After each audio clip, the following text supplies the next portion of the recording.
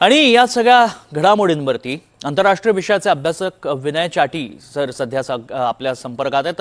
Vinay sir, खूप खूप स्वागत तुमचं एनडीटीव्ही मराठीवरती। आणि अ, एकीकडे आयतुल्ला नमस्कार, धन्यवाद. खामेनींचा खामेनींचा मृत्यू झालेला आहे आणि दुसरीकडे आता एक अटॅक सातत्यानं पाहायला मिळत आहेत इस्रायल अमेरिकेकडनं। कसं बघायचं या सगळ्या परिस्थितीकडे? बरोबर आहे. गेल्या 24 तासामध्ये अमेरिका आणि इस्रायल यांच्या संयुक्त कारवाईमध्ये ती कारवाई मोठ्या प्रमाणात मोठ्या स्केलवर करण्यात येत आहे आणि प्रामुख्याने इराणचं जे आत्ताचं नेतृत्व आहे, मग ते मुलकी नेतृत्व असेल, धार्मिक नेतृत्व असेल किंवा सरकारी नेतृत्व असेल, लष्करी नेतृत्व असेल, हे एलिमिनेट करून, हे नष्ट करून त्याच्या जागी एक नवी अमेरिका फ्रेंडली, अमेरिका धार्जिणी यंत्रणा आणणं हा यातला एक मूळ उद्देश दिसत. जसं व्हेनेझुएला बरोबर झालं तसंच इराण बरोबर सुद्धा अमेरिका करतंय. मात्र याकडे आपल्याला केवळ ह्या एकाच अँगलनी बघता येणार नाही, कारण आता अमेरिका मोठ्या प्रमाणामध्ये या भारताच्या दृष्टीने जो पश्चिम आशियाचा भाग आहे, ज्याला अमेरिका मिडल ईस्ट असं म्हणते, मध्य आशिया म्हणते, या मध्य आशियातले नैसर्गिक साधन संपत्ती, नैसर्गिक स्रोत यावर सुद्धा अमेरिकेची नजर आहे आणि त्यासाठी सुद्धा ही कारवाई होत आहे. प्रामुख्याने याला आता तात्कालिक कारण असं दिलं जातंय की इराणचा जो अण्वस्त्र संपृक्तीकरणाचा कार्यक्रम होता अण्वस्त्र समृद्ध करण्याचा, तो कार्यक्रम शेवटच्या टप्प्यामध्ये आल्यामुळं त्याचं अमेरिकेला आणि नंतर एकूणच पाश्चिमात्य सभ्यतेला धोका असल्याचा अमेरिकाचा दावा होता. त्याला स्वाभाविकपणे काही कारणं सुद्धा आहेत. त्याचप्रमाणे इराण आणि इस्रायल यांच्यातलं शत्रुत्व पाहता इस्रायलच्या अस्तित्वाला सुद्धा त्या अण्वस्त्रांचा धोका असेल किंवा असू शकतो असं या दोघांचं म्हणणं होतं आणि त्या कारणामुळे इराणवर हल्ला करण्यात आलेला आहे. आपण जर बघितलं असेल तर सुरुवातीला जेव्हा मोठे बुश होते किंवा त्यानंतर जॉर्ज बुशच्या सुद्धा काळामध्ये ऑपरेशन इराक फ्रीडम राबवलं गेलं 2003 ते 2006 या दरम्यानमध्ये, आणि तेव्हा सुद्धा एक असंच कारण दिलं होतं की इराककडे जी वेपन ऑफ मास डिस्ट्रक्शन आहेत त्यांचा अमेरिकेला धोका होऊ शकतो आणि त्यामुळे मग इराकवर कारवाई झाली. आणि आज आपण इराक बघतोय, एक बेबंदशाही अराजकतेकडं चाललेला गेलेला इराक अशी आत्ताची इराकची स्थिती आहे. मला असं वाटतं की येत्या काळामध्ये इराण सुद्धा कदाचित त्याच मार्गाने जातो काय अशी शंका मला वाटते. अगदी. पण दुसरीकडे जर आपण पाहिलं तर ज्या पद्धतीत हे हल्ले करण्यात आलेत आणि त्यानंतर आता उत्तराधिकारी कोण असणार हा सगळ्यात मोठा प्रश्न आहे, कारण धर्मगुरू ते निवडले जातात, धर्मगुरूंच्या माध्यमातून त्याची निवड केली जाते. त्याकडे कसं बघायचं? इराकमध्ये शहांची राजवट उलटवल्यानंतर जी इराकमध्ये क्रांती झाली, ज्याला ह्या लोकांनी लोकशाहीची क्रांती असं नाव दिलं होतं, आणि त्यानंतर मग इराकमध्ये एका अर्थाने कडवं शिया मत मानणारं सरकार किंवा मानणारे लोक ही सत्तास्थानी आली. आणि या सगळ्या काळामध्ये एक प्रागतिक असलेला इराण, त्या प्रागतिक इराणची ज्याप्रमाणे मध्ययुगाकडे वाटचाल चालू झाली आणि एकूणच आत्ता आपण गेल्या काही दिवसापासून, गेल्या काही महिन्यापासून इराकमधल्या महिलांची आंदोलनं बघतो आहोत. इराणमध्ये ज्या प्रकारे बुरख्याच्या विरोधात, ज्या प्रकारे महिलांच्या दमन चक्र जे खामेनीने चालू होतं त्याच्या विरोधात इराणी महिला ज्याप्रमाणे रस्त्यावर उतरल्या होत्या, त्याबरोबरीने आम्ही इराणी नसून आम्ही पर्शियन्स आहोत, आमची संस्कृती जी आहे ती पर्शियाची संस्कृती आहे, यासाठी सुद्धा इराणमध्ये मोठ्या प्रमाणामध्ये एक जनमत संग्रहित व्हायला चालू झालं होतं. हे सगळं बघता इराणच्या धार्मिक राजवटीला नक्की काही निर्णय, काही शिथिलीकरण करण्याबाबतचे निर्णय घ्यावे लागले असते. त्याकडेच इराणची वाटचाल चालू होती. पण दरम्यानच्या काळामध्ये अमेरिका आणि इस्रायलचा हल्ला झाला आणि इराकचं धार्मिक नेतृत्व हे संपलं. खामेनींच्या माध्यमातून खामेनींवर हल्ला झाला.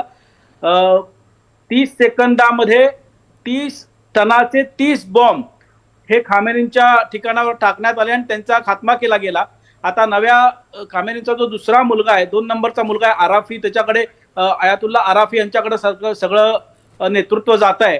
पण जसं सौदी अरेबियात झालं की नंतर मोहम्मद बिन सलमान यांना आपण प्रागतिक विचाराचे सौदी नेते म्हणून म्हणू शकतो, तसं अद्याप आपण आराफींबद्दल म्हणू शकत नाही. त्यामुळं खामेनी गेले आणि आराफी आले, एवढाच हा बदल आत्ता तरी दिसतोय. भविष्यातला अजून एकूणच परिस्थिती इतकी volatile आहे की भविष्यामध्ये इराण कुठल्या बाजूने जाईल किंवा कुठला टर्न घेईल हे आत्ताच सांगता येत नाही. अगदी. पण विनय सर, जसं की आपण पाहिलं की बहारीन असतील किंवा जॉर्डन असतील, हे सगळे देश जे मुस्लिम देश आहेत ते अमेरिकेच्या बाजूने असल्याचं पाहायला मिळतात. त्यामुळे त्याचा परिणाम कसा होईल? मुळात आपण एक गोष्ट इथे लक्षात घेतली पाहिजे की हा जो पश्चिम आशिया आहे, या पश्चिम आशियामध्ये एकमेव शिया मत मानणारा देश हा इराण होता. आणि इराणच्या आजूबाजूला मग ते इराक असेल किंवा सौदी अरेबिया असेल, बहारीन असेल, कुवेत असेल किंवा या सगळ्या अमिराती असतील, दुबई असेल, अबुधाबी असेल, हे सगळे देश हे सुन्नी मत मानणारे देश आहेत. त्यामुळे मुस्लिम जरी एक उम्मा असला, इस्लाम हा जरी एक उम्मा असला, तरी त्यांच्यामधली जी धर्ममतांचे वाद आहेत, ते वाद सुद्धा आपल्याला यामध्ये दिसत आहेत. कारण ही जी सुन्नी मत मानणारे जे सगळे देश आहेत, या सगळ्या देशांमध्ये अमेरिकेचे लष्करी तळ, अमेरिकेचे व्यापारी हितसंबंध मोठ्या प्रमाणामध्ये गुंतलेले आहेत. त्यामुळे इराणला स्वाभाविकपणे ओमान असेल, कतार असेल, बहारीन असेल, अबुधाबी असेल, सौदी अरेबिया असेल, हे सगळे सुन्नी देश हे स्वाभाविकपणे इराणला शत्रू वाटणं स्वाभाविक आहे.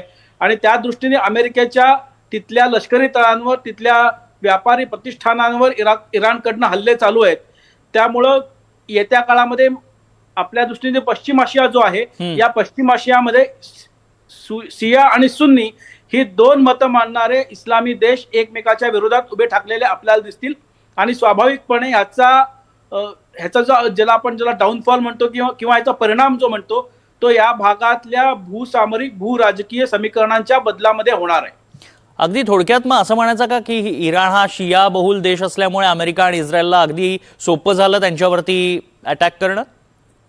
सोपं झालं असं म्हणता येणार नाही. कारण इराणकडनं जे काही दावे प्रतिदावे किंवा जे स्टेटमेंट्स प्रामुख्याने इस्रायलच्या विरोधात आणि ज्यूंच्या विरोधात दिली जात होती, त्यामुळे इस्रायलमध्ये इराणच्या एकूणच त्यांच्या व्यवहाराविरोधात एक प्रकारचं वातावरण होतं. ज्या प्रकारे हमासवर हल्ला केल्यानंतर इस्रायलनी इराणकडनं विनाकारणच म्हणजे तसा थेट संबंध नसताना सुद्धा इराणकडनं चिथावणीखोर वक्तव्य केली गेली, काही मिसाईल सुद्धा डागण्यात आली. इराणच्याच मध्यस्थीने किंवा इराणच्या पाठीवर हात असल्यामुळे त्याच्या आशीर्वादाने येमेनमधली जे हौती बंडखोर आहेत, जे शिया मत मानणारे आहेत, तर त्या येमेनमधल्या बंडखोरांनीही इस्रायलवर म्हणा किंवा लाल समुद्रातनं जाणाऱ्या ह्या व्यापारी मार्गावरनं जाणारे जे ब्रिटनची असतील किंवा युरोपियन देशांची जहाजं असतील, अमेरिकेची व्यापारी जहाजं असतील, त्यांना लक्ष करायचा प्रयत्न केला. त्यामुळं गेल्या 1.5-2 वर्षापासून इराणवर कारवाई होणार, इराणवर अमेरिका आणि इस्रायल हे कारवाई करणार हे नक्की होतं.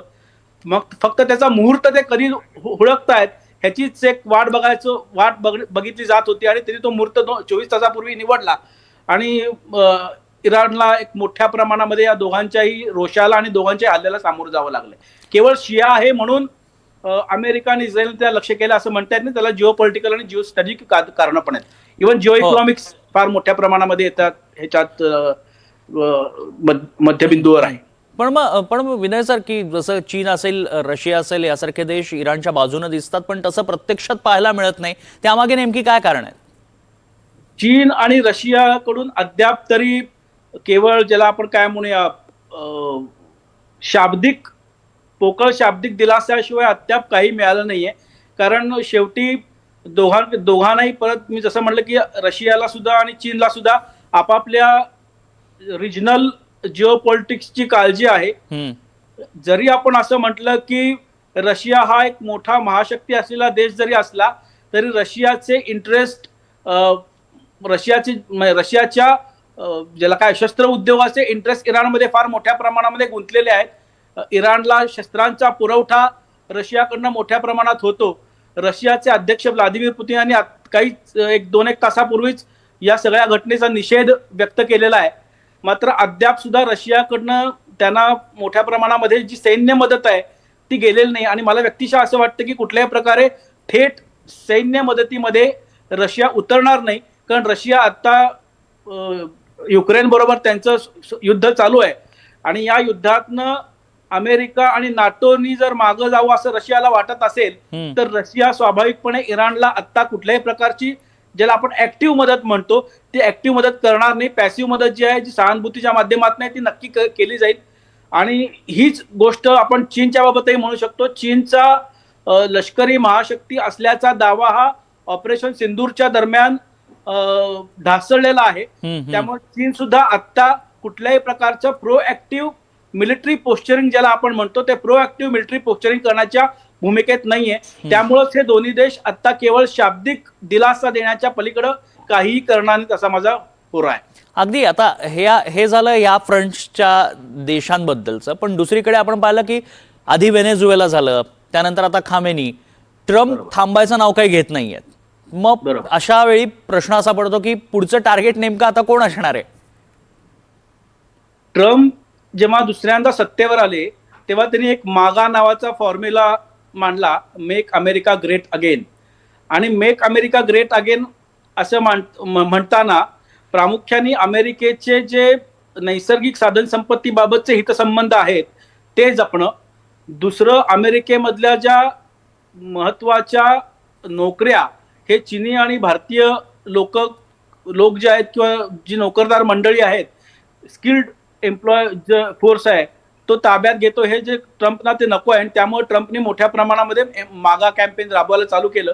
आणि मागा कॅम्पेन जर राबवायचं असेल तर स्वाभाविकपणे ज्या देशांमध्ये मोठ्या प्रमाणात नैसर्गिक साधन संपत्ती आहे अशा देशांवर त्यांना स्वाभाविकपणे आपलं वर्चस्व, आपलं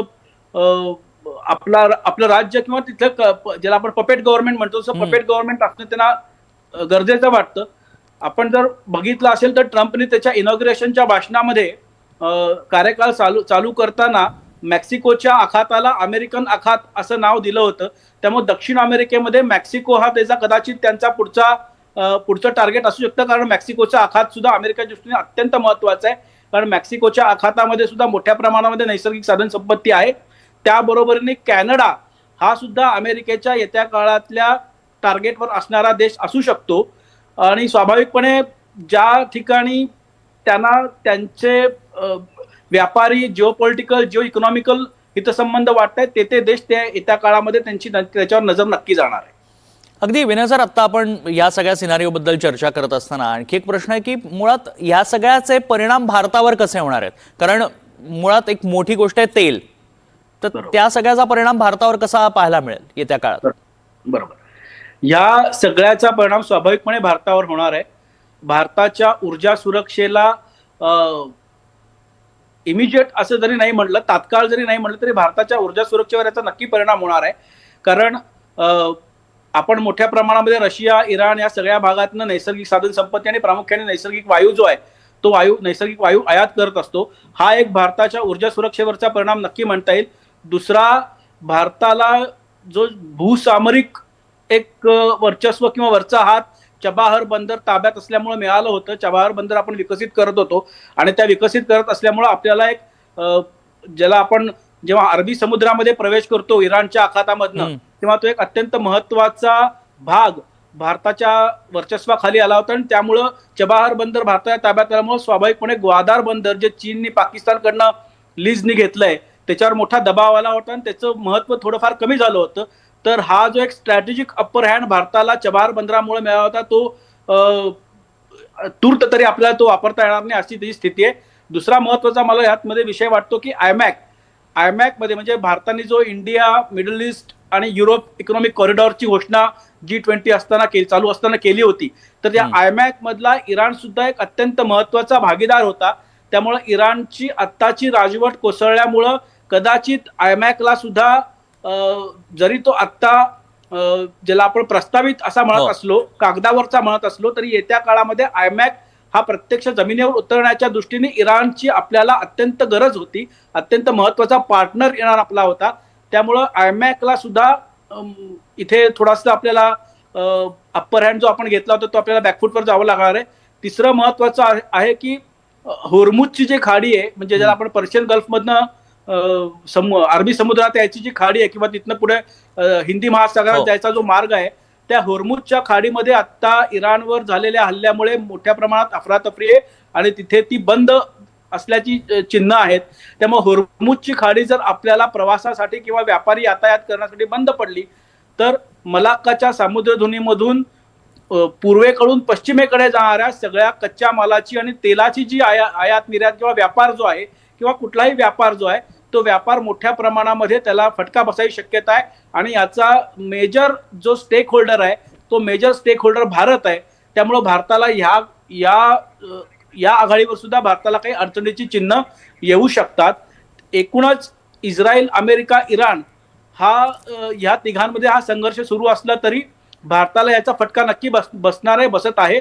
दुसरं, भारताच्या ज्या आखाती देशांबरोबरच्या किंवा या ज्या अमिरात आहेत त्या UAE बरोबरचे जे काही संबंध वाढले होते, गुंतवणूक वाढली होती, भारतीय नागरिक तिथे मोठ्या प्रमाणामध्ये नोकरी व्यवसायाच्या निमित्ताने सेटल झालेले होते, या सगळ्यांना आपण बघतोय गेले 2 दिवस या सगळ्यांची पळापळ चालू आहे. त्यांना सुद्धा तिथनं परत आणावं लागणार आहे. त्यामुळे भारताने तिथे केलेल्या स्ट्रॅटेजिक गुंतवणुकी असतील, मानव संसाधनाच्या गुंतवणुकी असतील, या गुंतवणुकीवर सुद्धा त्याचा परिणाम होणार आहे. त्यामुळे नक्कीच भारत या संघर्षामध्ये भारताला त्या त्रास होणार आहे. होरपळून जाणार आहे, फटका बसणार आहे असं मी म्हणत नाही, तरी त्रास नक्की या सगळ्याचा भारताला होणार आहे. अगदी विनय सर, आणखी एक मुद्दा होता या सगळ्या संदर्भात. आता खामेनींच्या मृत्यूनंतर एक चर्चा होती त्यांच्या संपत्तीची. खामेनींकडे इतकी संपत्ती आली कुठनं? त्याचं नेमकं काय मागे काय कारण आहेत त्याच्या? दुर्दैवाने कसं आहे की धर्माच्या नावावर लोकांच्या भावना चेतून स्वतःचं स्थान निर्माण करणं आणि अमर्याद सत्ता, कुणालाही उत्तरदायी नसणारी सत्ता ही ताब्यात घेणं, हे वेगवेगळ्या इस्लामी जगामधल्या या हुकुमशहांचं म्हणा किंवा धर्मगुरूंचं म्हणा हे नेहमीचं एक मॉडेल आहे. याच मॉडेलनुसार शहांची सत्ता पलटवून लावली गेली आणि त्यानंतर गेली 40-45 वर्ष अनिर्बंध सत्ता ही खामेनींच्या ताब्यात आहे. आयातुल्ला खामेनी असतील, त्यांचे वडील असतील, या सगळ्यांनी ही सत्ता एककेंद्री सत्ता आपल्या ताब्यात ठेवली. त्यामुळे सगळ्या रिसोर्सेसवर, सगळ्या वेगवेगळ्या प्रकारच्या मालमत्तांवर या खामेनी कुटुंबाचंच वर्चस्व आहे किंवा कब्जा आहे.